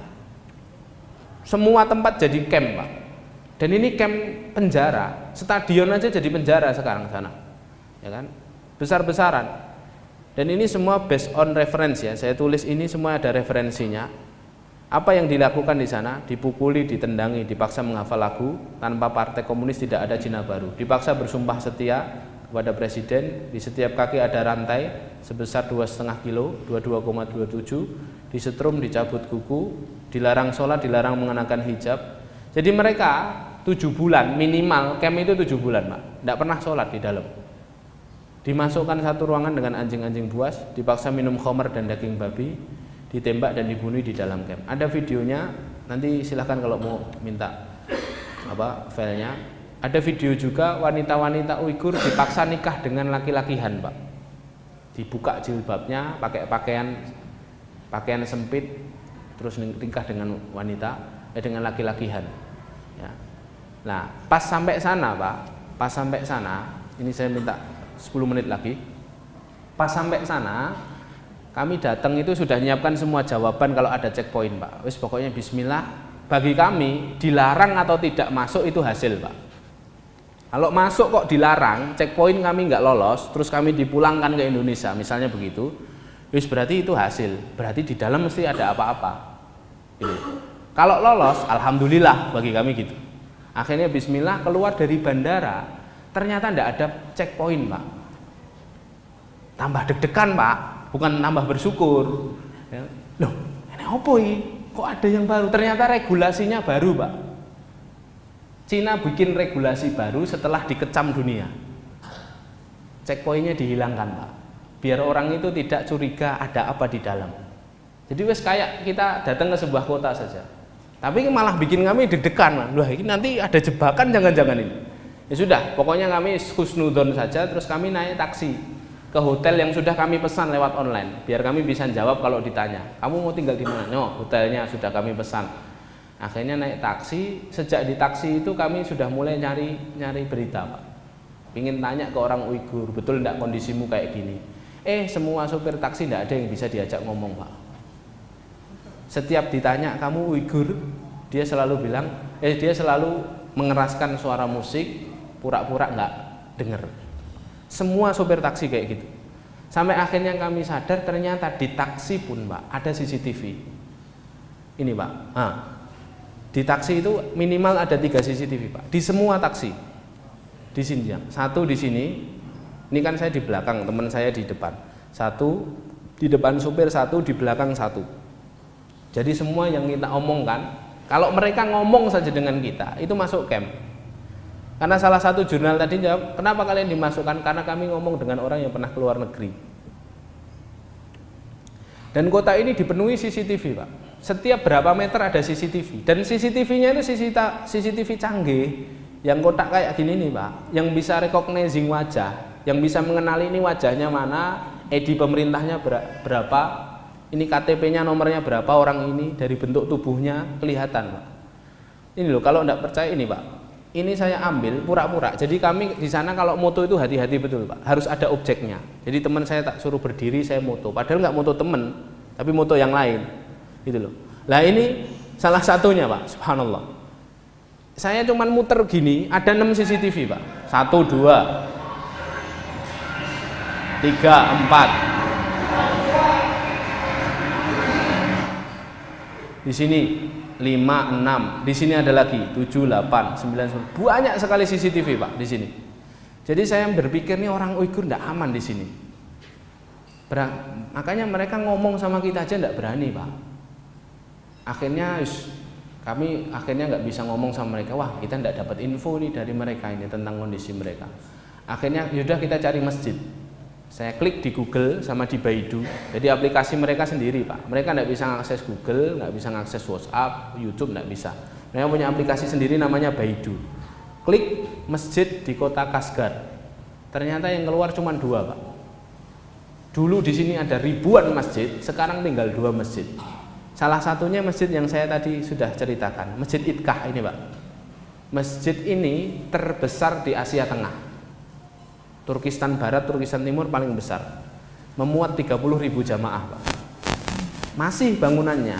Kami mencoba masuk, ternyata masuk harus berapa harganya? 1 orang 90.000. Wis enggak apa-apa lah. Wong kita ini mau tahu dalam masjidnya, kami bayar 3 orang 270. Terus pas masuk, kami sampai di sini, peterasan masjid ini bagian utama masjid. Baru saya ngelepas sepatu, mau nginjak ke karpet ini, karpetnya sudah lusuh, Pak. Mau nginjak, ditegur sama penjaganya. Kamu mau ngapain? Tidak boleh kamu sentuh karpet itu. Duh, piye toh? Wis bayar kok gak itu masuk, saya bilang gitu. Sampai akhirnya apa? Kamu hanya boleh menginjakkan kaki di karpet merah ini. Ini kan ada karpet merah ini, Pak. Kecil ini. Kalau kamu mau masuk, tapi lewat karpet ini.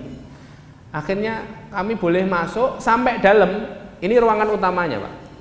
Ada beberapa tempat lain di luar ruangan utama ini yang memuat tadi 30.000 jamaah.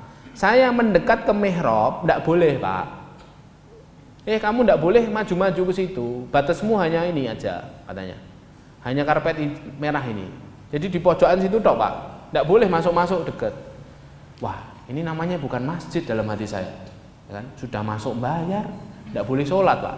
Terus saya memberanikan sholat di sini nih Pak. Wes, aku pokoknya nekat sholat.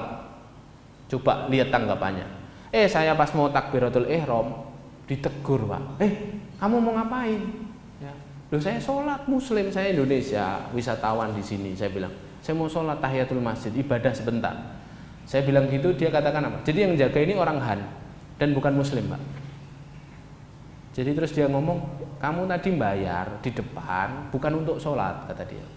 Kamu bayar itu untuk lihat-lihat foto-foto saja. Tidak boleh sholat Pak di masjid terbesar di Asia Tengah. Ya. Akhirnya keluar nyari masjid lagi, masya Allah. CCTV di mana-mana Pak. Ini salah satunya ini. 1, 2, 3. Di sana ada lagi. Keliling di sekitar masjid nemu masjid lain Pak yang tidak ada di GPS. Masjidnya sudah ini ya, sudah tua gini. Ini masjid, ini tulisannya masjid. Sudah digembok, gemboknya sudah karatan Pak. Dan pas saya lihat ke dalam sudah sangat berdebu, tempatnya sudah nggak dipakai. Nggak dihancurkan karena ini bagian dari kota tua. Kalau dihancurkan sangat nampak. Ya kayak keraton tuh Pak. Kalau satu bagiannya dihancurkan kan akan tampak. Makanya dibiarkan begini. Akhirnya kami jalan menuju titik kedua. Ini Pak, kami itu di sana di kota Muslim ini Pak, kesulitan nyari masjid Pak. Naik taksi 15 kilo sampai di masjid, titik masjid kedua, teman saya turun nyari masjidnya nggak ada Pak. Titiknya ada, masjidnya nggak ada. Lama gitu, sopirnya nungguin kami di dalam masjid. Akhirnya sopirnya tanya, teman saya datang, kamu nyari apa toh, kata sopirnya. Kamu nyari apa? Terus kami nyari masjid nih nggak ketemu. Pas dia tahu, jadi sopirnya waktu ke arah 15 kilo itu kita hanya tunjuki jalan Pak, karena kami tahu sopirnya ini nggak mau bicara. Hanya yuk kamu maju aja. Sampai tempat dia akhirnya saking lamanya nyari teman saya kan nggak ketemu, tanya sama teman saya, yang kamu cari apa? Rumahnya siapa? Kami nyari masjid, nggak ketemu. Teman saya keceplosan ngomong masjid, sopirnya mendadak ketakutan Pak. Mendadak nyuruh kami turun. Kalian turun, ini udah sore saya mau pulang katanya. Gara-gara teman saya bilang nyari masjid Pak. Sampai akhirnya, kalau kita turun di sini itu di pedesaan Pak, tidak ada taksi lagi. Janganlah antar kami ke kota, tidak ada mobil lagi. Akhirnya dia mau nganter langsung turunkan kami. Sampai kota turunkan kami. Kami nyari masjid tidak ketemu. Akhirnya kami ikhtiar Pak di kota itu. Ini sebagian cerita saja, saya tidak bisa ceritakan semua. Sampai akhirnya kami berikhtiar, yuk kita makan saja di rumah makannya Uighur. Siapa tahu mereka mau ngomong. Sama, sampai rumah makan itu mereka tidak mau ngomong Pak.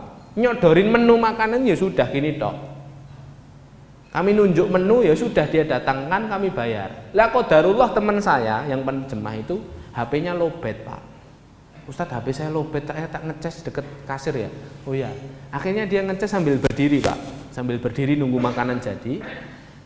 Sampai akhirnya orang kasirnya ini mau bicara sama dia Pak. Ini perkataan pertamanya orang Uighur selama kami 2 hari di sana Pak. Subhanallah. Bicaranya gimana Pak? Bisik-bisik bicaranya. Kalian dari mana? Kalian bertiga. Terus teman saya jawab, Indonesia, kami Indonesia. Apa jawab dia Pak? Loh, Indonesia, Muslim berarti, kata dia gitu. Jadi seakan-akan Uighur itu udah kenal kita Pak. Sudah tahu kita Indonesia itu Muslim. Terus apa kata dia Pak? Kalian di negerimu bisa sholat enggak? Kami di sini tidak bisa sholat. Udah gitu tok Pak. Satu kalimat tok, setelah itu dia menyibukkan diri. Teman saya mau mangsuli itu, mau jawab omongan dia, sudah nggak, seakan-akan udah nggak kenal lagi. Seakan-akan orang ini kayak memberi pesan, kami itu di sini nggak bisa bicara sama kalian. Kami ingin bicara tentang kondisi kami tidak bisa bicara. Dan di sini kami betul-betul nggak bisa sholat. Keluar rumah makan, teman ini baru cerita, Ustaz tadi yang dikasih ngobrol sama saya, Ustaz. Ngobrol apa? Ya tadi yang dikatakan. Wah itu Pak, lelah kami berhari-hari seakan-akan hilang Pak. Akhirnya ada orang Uighur yang mau menceritakan kondisinya. Dari situ sudah sore Pak, waktu sebelum asar itu tinggal 1 jam Pak. Sebelum maghrib itu tinggal 1 jam, kami belum sholat duhur dan asar. Nyari masjid tidak ketemu Pak. Sampai akhirnya qadarullah masya'afa'al kami berikhtiar balik ke hotel ngambil koper. Siapa tahu bisa sholat di sana. Sampai akhirnya di hotel itu tidak bisa Pak. Hotel tadi, jadi checkpointnya itu, saya belum ceritakan ya. checkpoint itu tidak di bandara tapi diganti di hotel, Pak. Di hotel itu pemeriksaan polisi 3, cek semua koper kami. Di resepsionis itu Masya Allah visa harus dilihat. Jadi resepsionisnya bertugas nelpon polisi, ada tamu 3 dari Indonesia namanya ini. Terus CCTV itu 3 ngarah semua ke kita, Pak. Jadi kayak merekam wajah kita. Lah kami sampai di hotel tidak kondusif, banyak aparat, banyak CCTV, kami tidak bisa sholat. Akhirnya kami bingung nyari tempat sholat. Akhirnya kami harus bayar uang, Pak, untuk sholat. Bayar kok kamar, karena waktu sebelum maghrib itu setengah jam. Bayar, Pak, tidak ada cara lain ini Ustadz, kata teman saya. Kita harus bayar nih, kalau tidak kita tidak sholat ini. Bayar, ketika itu harga hotelnya 1,2 juta, Pak. Alhamdulillah boleh minjem hotel itu 4 jam. Kami bayar 300.000. Naik sampai hotel itu 1/4 jam sebelum maghrib, Pak. Kami belum sholat duhur dan asar. Seumur hidup saya itu, Pak, sholat duhur asar 1/4 jam sebelum maghrib. Sholat, selesai sholat wirid sebentar masuk waktu maghrib. Jadi itu sholat pertama saya, Pak. Duhur, asar, maghrib, isya 1 waktu, Pak. Itu, Pak, 3 orang. Tidak direncanakan, Pak, tidak janjian dulu. 3-tiganya nangis, Pak. Saya itu ngimami maghrib itu tidak kuat, Pak, baca Al-Fatihah. Saya itu bayangkan, ya Allah, ini negeri Islam dulu. Ribuan masjid di sini. Buat sholat aja sulitnya kayak gini. Itu kami loh, turis loh. Nah terus orang sini gimana sholatnya? Udah berapa lama mereka tidak sholat itu? Itu sampai ya Allah berat banget di sini tuh hidupnya. Itu kami loh yang turis. Maksudnya turis itu kan visa dijamin negara keamanannya. Tidak bisa sholat lah, gimana mereka? Itu, Pak, di Kashgar. Di Urumqi sama, nyari masjid, masjidnya diratakan, diusir. Kami berhasil sholat sekali sama Uighur itu, Pak, penjagaannya ketat sekali. Itu pun dimasukkan sama orang Uighur. Jadi masjidnya, ini orang tua, Pak. Jadi yang boleh masuk ke masjid itu pun usianya 50 ke atas. Orang tua ini ngomong dari Indonesia, yuk ikut saya. Karena kami nyari masjid itu tidak ketemu, dingin sekali subuh. Masuk masjidnya itu tidak ada aparatnya. Baru ini masjid tidak ada aparatnya. Biasanya ada aparatnya. Bahkan kami berapa kali diusir, Pak. Ini kami diusir di sini sampai didorong-dorong sama aparat. Kami nunjukin paspor, loh ini orang Indonesia loh saya. Katanya tidak bisa, kamu tidak bisa sholat di sini, ya kan? Sampai akhirnya kami ditunjuki masjid yang ini tidak ada aparat. Pas masuk, tidak ada aparat. Dalam hati kami, berarti kita bisa sholat nih sama Uighur. Ternyata, Pak, untuk masuk harus nyekrin wajah, Pak. Jadi ada kamera kayak gini, sampingnya monitor, Ustaz. Terus kameranya itu gini, langsung nyekrin kayak ada garis merah. Jadi wajah yang belum terdaftar di aplikasi tidak bisa masuk, Pak. Lah dia nyekrin wajahnya sendiri kan, bapak tua ini. Buka pintunya, Pak. Kami lihat-lihatan. Loh, berarti gak iso mlebu gitu kan. Kita berarti tidak bisa masuk. Ternyata bapak ini baik luar biasa, Pak. Jadi orang Uighur itu aslinya wataknya ramah. Apa yang dia lakukan bapak ini? Buka pintunya, kami dipersilahkan masuk 1, Pak. 1 masuk, pintunya nutup. Dia nyekrin wajahnya 2 kali. Buka, masuk lagi. Jadi dia nyekrin wajahnya 4 kali, Pak. Buat agar kami bisa masuk. Sampai di masjidnya kami deg-degan, Pak. CCTV itu masjid banyak sekali dan kotak-kotak CCTV-nya bukan yang lingkaran yang di zoom kalau ada maling sendal rupanya nggak ketok itu, Pak. Ya kan? Ini CCTV yang kotak itu loh, Pak. Kok gini masjidnya? Bahkan orang-orang itu ketika melihat kami masuk itu pada ngelihatin kita tapi tidak berani, Pak. Mungkin mereka berpikir, loh, bocah-bocah ini kok iso mlebu piye ceritane gitu.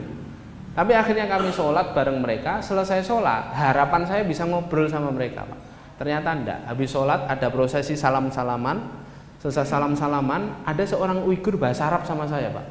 Kaifa haluk ya akhi gitu. Orang tua, Pak. Ini sepuh semua. Ada yang salaman sama saya sambil nggak ngelihat saya, Pak. Saking sepuhnya. Ya. Ada yang kaifa haluk ya akhi. Duh, bahasa Arab. Terus saya jawab, alhamdulillah ya Syekh, nahnu min Indonesia, saya bilang gitu. Terus dia senyum sebentar, jalan. Terus selesai salam-salaman, jamaah 1,5 soft tadi, bapak tua yang masukin kita langsung ngasih isyarat. Gini, kita disuruh keluar, Pak. Karena CCTV itu di mana-mana. Suruh keluar. Terus kami kan, yang teman yang 2 sudah keluar. Saya itu belum mau keluar. Saya ingin ketemu yang bisa bahasa Arab.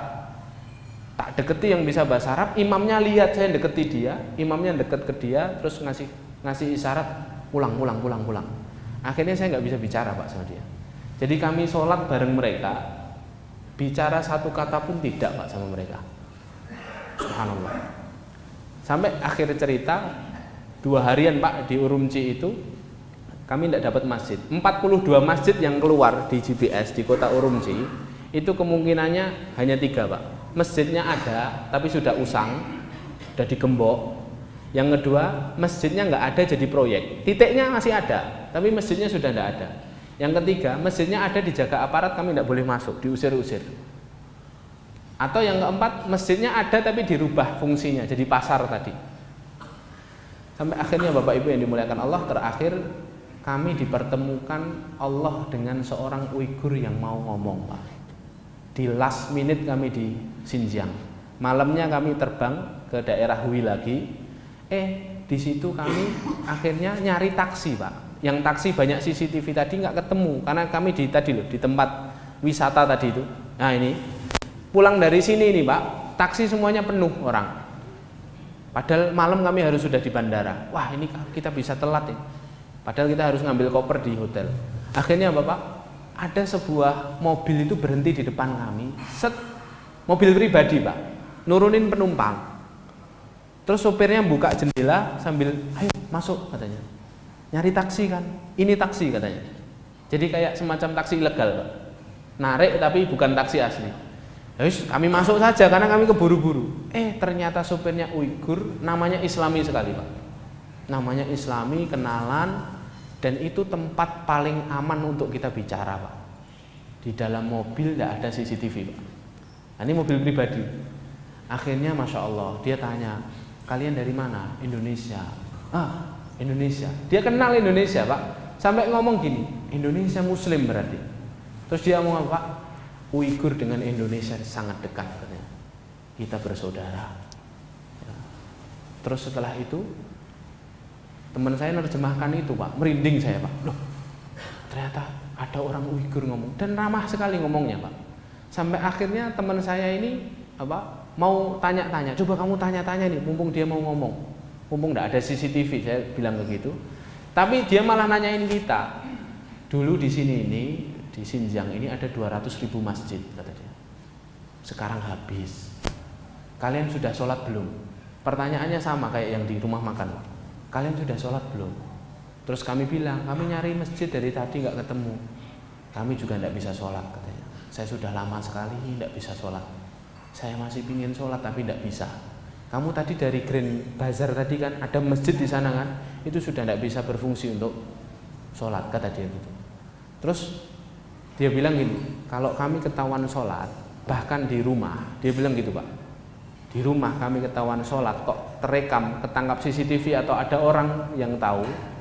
Terus kalau di HP kami ada konten Islam, jadi HP itu semua orang Uighur HP-nya sudah disadap Pak. Ada konten Islam, maka paginya kami masih akan dijemput dan langsung dimasukkan camp. Dia sendiri Pak yang ngomong bahwa ada camp itu, dia sendiri tanpa kami tanyain. Terus pas dia nyebut camp, teman saya ini bilang, Ustadz, dia nyebut camp Ustadz. Coba tanya camp. Nah ini yang kita cari-cari. Kami dapat fakta camp itu di menit terakhir di Xinjiang Pak. Coba tanya tentang camp. Loh kalian diapakan aja di camp? Teman saya bilang, kalian dipaksa minum khamr sama makan babi ya di camp ya? Kami dengar seperti itu. Apa jawab dia Pak? Semua yang kalian dengar tentang penyiksaan di camp, yang kalian dengar di negerimu itu semuanya benar. Tidak ada yang bohong. Dia bilang seperti itu. Keluarga saya sudah banyak yang masuk di camp, tidak tahu sampai sekarang kabarnya bagaimana. Wah itu Pak, Masya Allah. Dia cerita tentang camp. Itu sudah sampai deket lagi hotel. Saya itu berharap dia nyetirnya pelan-pelan agar bisa ngobrol banyak Pak. Tapi ternyata tidak bisa. Dia juga nggak bisa ngantar kami ke bandara. Dia bilang kami taksi ilegal kayak gini tidak bisa ngantar ke bandara, dendanya mahal katanya. Saya hanya bisa sampai ngantar kalian di hotel. Sebelum sampai hotel saya ngomong ke teman saya, coba tanya, apa yang bisa dilakukan Muslim Indonesia untuk Uighur? Saya tanya begitu Pak. Jawabannya itu Pak, nyesek Pak. Apa jawabannya? Negerimu tidak bisa membantu kami. Negerimu tidak bisa membantu kami. Itu pas jawab begitu Pak. Saya terus nunggu negerimu tidak bisa membantu kami. Ya. Mungkin dia tahu betul bagaimana Indonesia. Sampai akhirnya sampai di hotel, tiba-tiba dia meluk saya.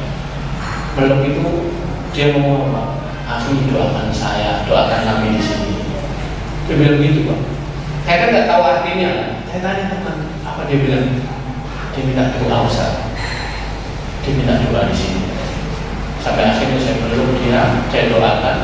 Setelah itu saking senengnya saya, Pak, saya ajak selfie dia, Pak. Maksud saya, biar saya bisa ceritakan. Loh, aku ketemu Ibu, ajak selfie. Pas ajak selfie, wajahnya berubah, Pak. Wajahnya berubah. Terus ngomong ke teman saya. Ternyata dia ngomong apa? Akhi, tolong katakan ke saudaraku ini untuk menghapus foto. Itu akan sangat membahayakanku. Terus saya dikasih tahu teman saya disuruh menghapus foto ini. Saya itu sangat merasa bodoh. Ya Allah, betul. Kalau sampai foto ini tersebar, bahaya ya. Akhirnya untuk melegakan dirinya saya buka galeri, Pak. Saya klik, saya hapus foto saya itu, foto saya sama dia itu saya hapus di depan. Terus dia kembali sebelum kembali meluk, kembali minta doa sama saya. Subhanallah. Itu di akhir perjalanan kami akhirnya bisa ketemu fakta-fakta dari lisan mereka. Kami menyaksikan, kami ikut diusir, sulit sholat dan lain sebagainya.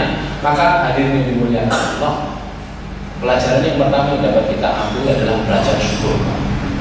Kita harus syukur kita dikasih nikmat aman sama Allah SWT. Nikmat aman itu mahal sekali harganya. Mereka dengan azan aja tidak bisa. Puasa Ramadan udah bertahun-tahun dah. Sholat itu tidak bisa. Kita sholat lain bisa, sholat duha bisa, jamaah. Masya Allah masjidnya ber-AC. Mereka tidak bisa, Pak. Rindu mereka sekali untuk menempelkan jidatnya bersujud di atas bumi Allah, tapi tidak bisa. Itu pelajaran yang pertama. Yang kedua, Pak, jangan sekali-kali sombong sama syariat. Pelajaran Cina ini penting. Jangan kenal wajah ini, Pak. Siapa ini? Mustafa Kemal Atatürk. Dia ini orang yang menghapus kekhilafahan Islam. Dia orang yang menghapus seluruh syariat Islam. Dia orang yang membuat warisan laki-laki perempuan sama. Dia melarang rakyat Turki untuk ibadah haji umroh, melarang bahasa Arab, melarang azan, melarang hijab di Turki, menghapus nama Mustafa dari namanya sendiri. Jadi dia menamakan dirinya Kemal Atatürk. Mustafanya dihapus karena ada bahasa Arabnya. Walaupun Kemal itu juga aslinya bahasa Arab. Menghapus perayaan Idul Fitri, menjadikan hari Minggu sebagai akhir pekan, menghapus bahasa Arab, mengubah sumpah atas nama Allah jadi sumpah atas nama negara, menghukum mati ratusan ulama dan fuqaha di Turki. Dia berwasiat sebelum kematiannya agar umat Islam tidak usah menyolatkannya. Atatürk berkata di hadapan parlemen Turki tahun 23, sekarang kita berada di abad 20, era industri, kita sudah tidak butuh lagi kitab yang membahas tentang buah tin dan zaitun, kata dia. Maksudnya Al-Quran. Tidak butuh lagi Al-Quran.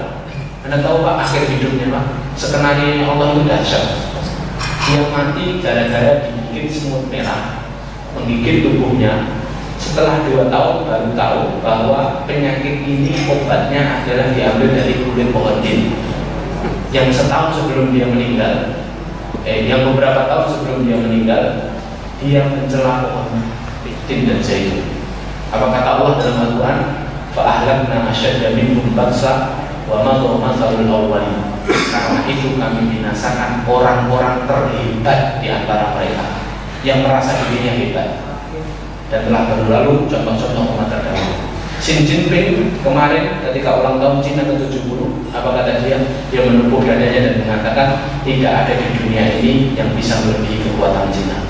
Hari ini cara Allah sudah luar biasa. Virus yang tidak tahu letaknya di mana tiba-tiba muncul, membuat mereka ketakutan, dan sampai hari ini maskapai penerbangan membatalkan, mensuspend penerbangan mereka ke Cina. Orang-orang Cina yang mau keluar ditolak di negara-negara. Banyak sekali yang terjatuh mati. Ratusan ribu, Pak. Jadi dokter sana sendiri kan yang mengirimkan pesan. Yang korban corona ini banyak sekali, hanya tidak diberitakan oleh pemerintah Cina. Yang diberitakan itu hanya sedikit saja. Kalau yang diberitakan itu ada 200 ribu, lebih dari itu kata dokter sana. Kami stres itu ngurus banyaknya pasien, Pak. Sampai mereka dokternya pada stres, nangis-nangis sendiri kan. Anda lihat videonya. Itu cara Allah SWT. Maka pelajaran kedua yang dapat kita ambil, jangan sedikit pun membenci syariat atau sombong kepada syariat Allah, karena itu bahaya sekali, sama saja memerangi Allah dan Rasulnya. Nah, sudah banyak pelajaran dari orang-orang terdahulu. Yang ketiga, kita harus tahu bahwa orang yang paling keras kemusuhannya kepada orang beriman itu selain orang Yahudi, orang musyrik. Disebutkan dalam Al-Quran, latajidanna asyaddan nasi adawatan lil ladzina amanu al-yahud wal ladzina asyraku. Yang paling keras kemusuhannya itu Yahudi, lihat Palestina, Zionis. Yang kedua musyrik, lihat Rohingya, lihat India hari ini. Termasuk ateis itu musyrik, karena menyekutukan Allah dengan dunia. Ya, keras kemusuhannya. Ya. Dan itulah yang dikatakan dalam Al-Quran. Yang terakhir, bagaimana cara menolong mereka? Jahidul musyrikina bi amwalikum wa anfusikum wa alsinatikum. Perangi orang-orang musyrik. Spesifik di Rasulullah bilang musyrik dengan harta kalian. Sekarang bisakah kita membantu Uighur dengan harta-harta kita? Di dalam, saya katakan tidak bisa. Pemeriksaan luar biasa ketat. Kita tidak mungkin menyalurkan dana untuk mereka, dan mereka tidak terlalu butuh yang di dalam. Yang mereka butuh itu bagaimana desakan-desakan politik agar mereka bisa sholat lagi, agar mereka tidak ditindas. Tapi yang di luar, para pelari yang Uighur yang ada di negara-negara Turki, Uzbekistan dan sebagainya, mereka butuh bantuan. Mereka hidup di negara orang yang santunannya itu tidak menentu. Ya, kadang dibantu, kadang tidak, maka butuh. Khususnya untuk biaya pendidikan. Nah, ketika mereka nanti menjadi seorang intelek, orang-orang yang terpelajar, mereka akan berjuang kembali untuk membela bangsanya, terutama membela Islam yang ada di Syria. Anfusikum, tenaga-tenaga kita tidak bisa kita berbuat banyak. Wa alsinatikum, lisan-lisan kita, ini yang paling penting. Jadi biasanya Rasulullah itu bilang jahidu bi amwalikum wa anfusikum. Tapi khusus orang-orang musyrik, Rasulullah katakan jahidu al-musyrikin bi amwalikum wa anfusikum wa alsinatikum, dengan lisan-lisan kalian. Lisan-lisan itu maksudnya apa? Sebarkan berita-berita yang benar tentang Uighur, Pak. Jangan ikut itu narasi-narasi bohong. Katakan Uighur baik-baik saja. Kata siapa baik-baik saja? Kami melihat sendiri, Pak. Saya menyaksikan, saya melihat, saya merasakan. Dan saya berangkat dari biaya lembaga, dan diundang, datang sendiri, ya kan, ke sana. Dan saya melihat langsung penindasan-penindasan itu. Dari lisan-lisan mereka yang cerita. Yang kedua, lisan itu apa? Mendoakan mereka. Tidak hanya mendoakan mereka agar Allah memberikan pertolongan, sehingga Allah Subhanahu wa Ta'ala dengan caranya, Allah tidak pernah kehabisan cara, Allah tidak pernah kehabisan cara untuk membantu mereka mengalahkan musuh-musuh Allah. Barakallahu fikum. Ini yang dapat saya sampaikan, semoga bermanfaat. Akhirul da'wana alhamdulillahirabbil alamin. Subhanakallahumma bihamdika asyhadu an la ilaha illa anta astaghfiruka wa atubu ilaik. Assalamualaikum warahmatullahi wabarakatuh. شكرا يا ربي شكرا